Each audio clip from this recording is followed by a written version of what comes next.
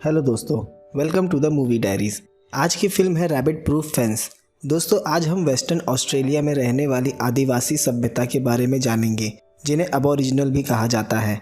जैसा कि हम जानते हैं, 1803 में ब्रिटिश एम्पायर ने ऑस्ट्रेलिया पर कब्जा करना शुरू कर दिया था और 1831 तक उन्होंने ऑस्ट्रेलिया को पूरी तरह से अपने कब्जे में ले लिया था। आपने ऑस्ट्रेलिया के रैबिट प्रूफ फेंस का जिक्र ज़रूर सुना होगा, जिसे बनाने का कार्य 1901 में शुरू किया गया था और इसका काम 1907 में जाकर ख़त्म हुआ। पूरे 6 सालों का वक्त लगा इसे बनने में। ये फेंस लगभग 3256 किलोमीटर वर्ग में फैला था। इसे बनाने में ऑस्ट्रेलियन सरकार ने पानी की तरह पैसे बहाए। उस वक्त ये दुनिया का सबसे लंबा फेंस था, पर आखिर उन्हें ऐसी क्या ज़रूरत आ गई जो उन्हें इतना लंबा फेंस तैयार करना पड़ा।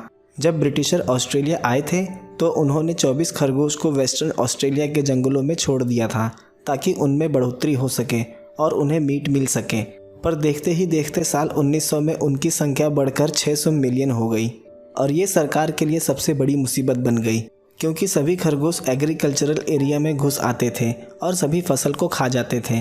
तो सरकार ने उन्हें रोकने के लिए फेंस का निर्माण करना उचित समझा। उस वक्त 3 फेंस बनाए गए। पहले जो सबसे लंबा था, केप कैनावड्रेन से लेकर जेरडा कटअप तक, जो कि वेस्टर्न ऑस्ट्रेलिया को पूरी तरह से ब्लॉक कर देता है। पर फिर भी वो फेंस उन्हें रोक नहीं पाता। वो ज़मीनों को खोदकर फेंस के उस पार आ जाते थे। उसके लिए दूसरा फेंस बनाया गया, ठीक उसके भीतर जिगालोंग से लेकर ब्रीमर बे तक, और तीसरा फेंस कबारी से लेकर जिगालोंग फेंस में जोड़ दिया गया। ये फिल्म उसी एक सच्ची कहानी को दर्शाती है।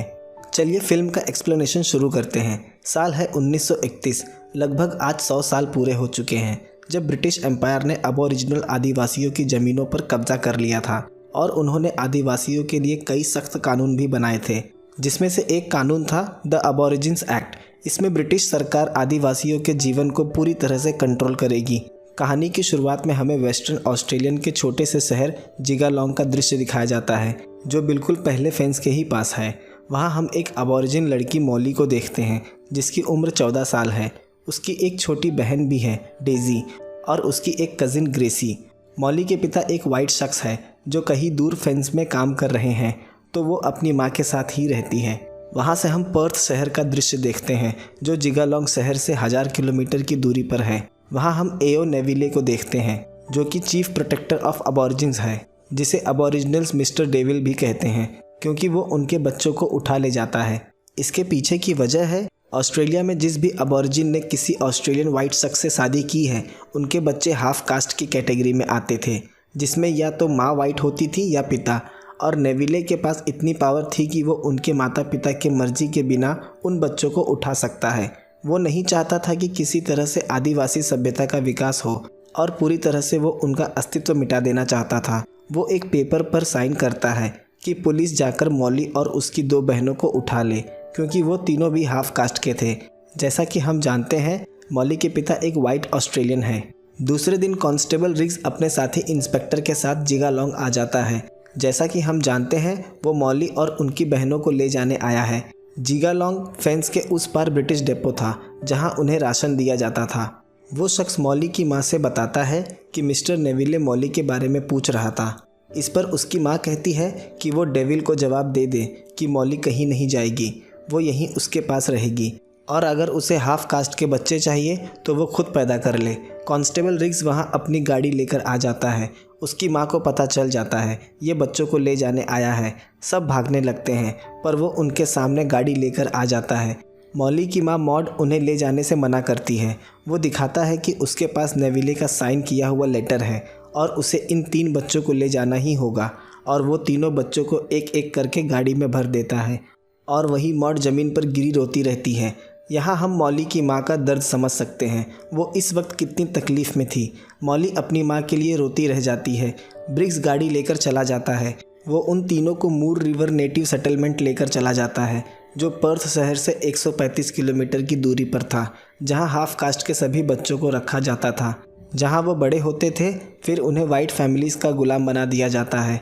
यहाँ हम देखते हैं नेविले सभी को समझा रहा है कि कैसे मिक्स्ड रेस जनरेशन के बच्चे वाइट लोगों के लिए खतरा है, और अगर वाइट ऐसे ही ब्लैक से शादी करते रहे तो उनके बच्चे भी काले पैदा होंगे और काले गोरे का भेद ख़त्म हो जाएगा।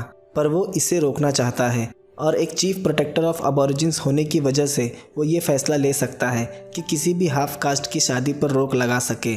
उस सेटलमेंट को कुछ ब्रिटिश नन्स मिलकर चलाती थी। वो बच्चों की किसी जेल की तरह था। वहाँ उन्हें ब्रिटिश कल्चर के बारे में बताया जाता था और कोई बच्चा वांका भाषा में बात नहीं करेगा, सिर्फ हर वक्त उन्हें इंग्लिश बोलना है। अगर कोई अपनी भाषा में बात करता पकड़ा गया तो उसे पनिश किया जाएगा। वो ऐसा करके भविष्य में अपने लिए गुलाम तैयार कर रहे थे। एक दिन वो बच्चों से प्रेयर करवा रहे थे, यहाँ तक वो इन सब का धर्म भी बदल रहे थे। उस दिन वहाँ नेविले भी आया था। मॉली ने आज पहली बार उसको देखा था। वो मॉली का नाम पुकारता है पर मॉली उसे अनदेखा करती है। नन उसे अपने पास आने के लिए कहती है। वो बताता है कि आज से यही उसका नया घर है। दूसरे दिन वो देखते हैं मुड्डू एक लड़की को बाहर से पकड़कर लेकर आ रहा है जो भाग गई थी। मुड्डू एक ट्रैकर है जो ब्रिटिशर्स के लिए काम करता है। उसके बाद वो उस लड़की को बहुत पनिश करते हैं। मॉली ये सब दूर से देख रही थी। रात मॉली ब्रिग्स और नेविले के बारे में ही सोच रही है। दोनों बहुत ही बुरे इंसान हैं जिन्होंने उसे उसके परिवार से अलग कर दिया। दूसरे दिन मॉली फैसला करती है वो डेज़ी और ग्रेसी को यहाँ से लेकर भाग जाएगी और सुबह तीनों छिपकर वहाँ से निकल जाते हैं। शाम नन सभी बच्चों का अटेंडेंस लेती है पर तीनों वहाँ नहीं थे। मिस्टर नेविले मुड्डू ट्रैकर को बुलावा भेजता है और उन लड़कियों को जल्दी वापस लाने के लिए कहा जाता है। यहाँ मुड्डू उनकी खोज में निकल जाता है। रात वो वहीं जंगल में सो जाते हैं। नेविले उनके भाग जाने से काफ़ी गुस्से में था। ट्रैकर उस जगह पहुँच जाता है जहाँ उन्होंने रात बिताई थी, पर अब तीनों वहाँ से जा चुके थे। मॉली ग्रेसी से उसका बैग लेकर नदी के उस पार लगा देती है ताकि ट्रैकर का ध्यान भटकाया जा सके और वो बहती नदी के पीछे जाने लगते हैं। पर वो ट्रैकर उनकी चाल को समझ जाता है और वो भी बहती नदी के पीछे जाने लगता है। पर मॉली को उसके आने का पता चल जाता है और वो दोनों को लेकर वहीं झाड़ियों में छिप जाती है। वो ट्रैकर आगे निकल जाता है। अब वहाँ से वो एक बीहड़ में आ गए थे। वहाँ उन्हें दो शख्स आते हुए दिखाई देते हैं। उसे पता चल जाता है कि ये तीनों मूर रिवर सेटलमेंट से भाग रहे हैं। उसके पूछने पर मॉली बताती है उसका घर जिगालोंग में है, पर वो शख्स उससे कहता है वो जगह यहाँ से काफ़ी दूर है, तब तक तुम्हें वो ट्रैकर पकड़ लेगा। वो काफ़ी शातिर है। वो उन्हें एक माचिस की डिब्बी देता है क्योंकि वो सफ़र लगभग 2400 किलोमीटर का था और रात होते ही बीहड़ का तापमान गिर जाता है और वो शख्स उन्हें थोड़ा कंगारू मीट भी देता है। शाम आग जलाकर वो उस मीट को पकाती है पर उसे अब भी घर का रास्ता पता नहीं है। शायद वो इस बीहड़ में खो गए थे, पर उसे एक अनुमान था कि जिगालोंग नॉर्थ की तरफ है। नेविले उन्हें ढूंढने की हर कोशिश कर रहा था। दूसरे दिन ब्रिटिश डेपो पर वो शख्स मॉड से बताता है कि उसकी लड़कियां सेटलमेंट से भाग गई हैं। ये सुन उसके चेहरे पर एक मुस्कान आ जाती है। यहाँ हम देखते हैं मॉली चलकर काफ़ी दूर आ गई थी। सामने उसे एक फार्म दिखाई देता है। उसमें वो मुर्गियों के अंडे चुराने लगती है, पर ऑस्ट्रेलियन महिला उसे देख लेती है। ये फार्म उसी का था। वो उन्हें अपने साथ घर ले आती है और खाने के लिए फूड देती है। वो मॉली और उसके कज़िन को कोट देती है क्योंकि उनके कपड़े काफ़ी पतले थे। फिर मॉली जाने लगती है। वहाँ वो महिला रैबिट प्रूफ फेंस का जिक्र करती है। मॉली के पूछने पर वो बताती है फेंस यहाँ से ईस्ट की तरफ कुछ दूरी पर है, क्योंकि मॉली को पता था अगर वो फेंस तक पहुँच गई तो वो आसानी से जिगालोंग पहुँच सकती है। काफ़ी देर ईस्ट में चलने के बाद उसे फेंस दिखाई देता है। ये देख वो काफ़ी खुश हो जाती है। वो सभी उसकी तरफ भाग कर जाने लगते हैं। यहाँ हम मॉड को देखते हैं। उसे यकीन था उसकी बेटियाँ ज़रूर वापस आ जाएंगी। हम देखते हैं ट्रैकर भी फेंस को फॉलो कर रहा था। यहाँ डेज़ी थक के बैठ जाती है क्योंकि इस बीहड़ में उसके लिए चलना मुश्किल हो रहा था। ऊपर से काफ़ी तेज़ धूप थी जिससे शरीर डिहाइड्रेट हो जा रहा था। मॉली उसे उठाकर ले जाने लगती है। सामने उन्हें एक ऑस्ट्रेलियन ट्रैवलर का कैंप दिखाई देता है। वो उन्हें खाने को देता है। वो कहता है क्या तुम मुलेवा जा रहे हो? उससे बात करने के दौरान मॉली को पता चलता है कि ऑस्ट्रेलिया में इसी तरह के 3 फेंसेस हैं और वो जिस फेंस पर चल रही थी वो दूसरे नंबर का फेंस है। उसे अब तक लगता था ऑस्ट्रेलिया में एक ही फेंस है जो जिगालोंग से होकर जाता है। वो शख्स उसे पहले फेंस तक जाने का रास्ता बताता है। दूसरे दिन वो एक दूसरे घर के पास पहुंचती है। उसे वहां एक महिला दिखाई देती है। उस महिला को पता चल जाता है ये सब मूर रिवर सेटलमेंट से भागकर आए हैं। वो रात उन्हें घर में रुकने की इजाज़त दे देती है। वो घर एक ब्रिटिश शख्स का था और वो महिला उसकी गुलाम थी क्योंकि वो महिला भी एक हाफ कास्ट की थी। मॉली को ये पता चल जाता है।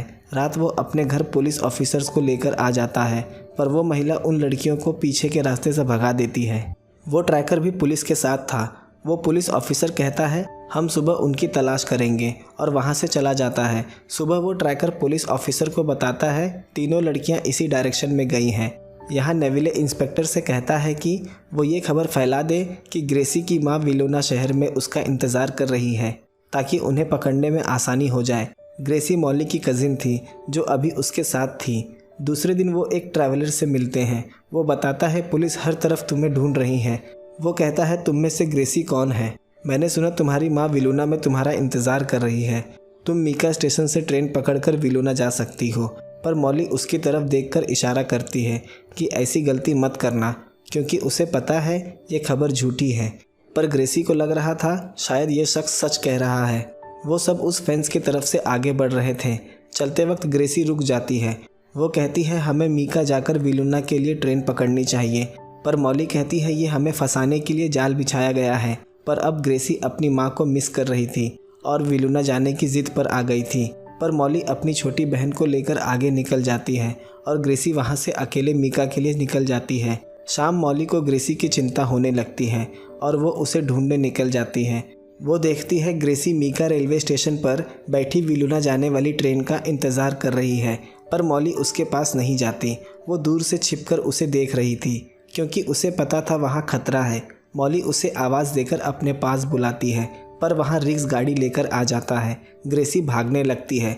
उसे वहाँ वही शख्स आकर पकड़ लेता है जिसने विलोना में उसके माँ के होने की झूठी खबर दी थी। उस आदमी को इनकी खबर देने के शिलिंग्स दिए गए थे।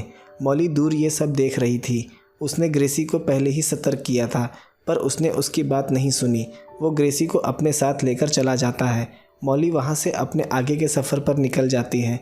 अब नेविले को उन्हें पकड़ने का कोई रास्ता नहीं दिख रहा था सिवाय इंतज़ार करने का। जब वो दोनों अपने घर जिगालोंग पहुँच जाए तो वो फिर उन्हें घर से उठा लेंगे। यहाँ उस बीहड़ में सफ़र करते दोनों थक गए थे और वो देखते हैं फेंस ख़त्म हो चुका है, क्योंकि फेंस को बने हुए लगभग 30 सालों का वक्त हो चुका था। इतने सालों में न जाने कितनी आंधी तूफान आए होंगे जिससे फेंस के बीच का हिस्सा टूट गया था। पर मॉली को पता था कि आगे चलकर फेंस फिर मिल जाएगा, क्योंकि घर पहुंचने का फेंस ही एक जरिया था। उससे उन्हें एक सही डायरेक्शन मिल रही थी। चलते चलते दिन बीत रहे थे। अब उनका शरीर भी जवाब दे रहा था, क्योंकि खाने को कुछ नहीं था उनके पास। पर किसी तरह से उस बीहड़ में पानी मिल जा रहा था, जिसकी मदद से वो डिहाइड्रेशन से बच रहे थे। सफ़र भी काफ़ी लंबा था। दोनों ही थक गए थे। वो कुछ दूर डेज़ी को अपने कंधों पर उठा के चलती है, पर अब उसमें भी इतनी ताकत नहीं थी कि वो खुद चल सके। वो दोनों उसी बीच बीहड़ में गिर जाते हैं। यहाँ हम मॉली की माँ और उसकी दादी को बैठा देखते हैं, जो उनके घर वापस आने की प्रार्थना कर रहे हैं और उन्होंने उसी फेंस को पकड़ रखा है। उन्हें उम्मीद है कि ये फेंस ही उन्हें घर तक पहुँचाएगा। मॉली को थोड़ी देर बाद होश आता है।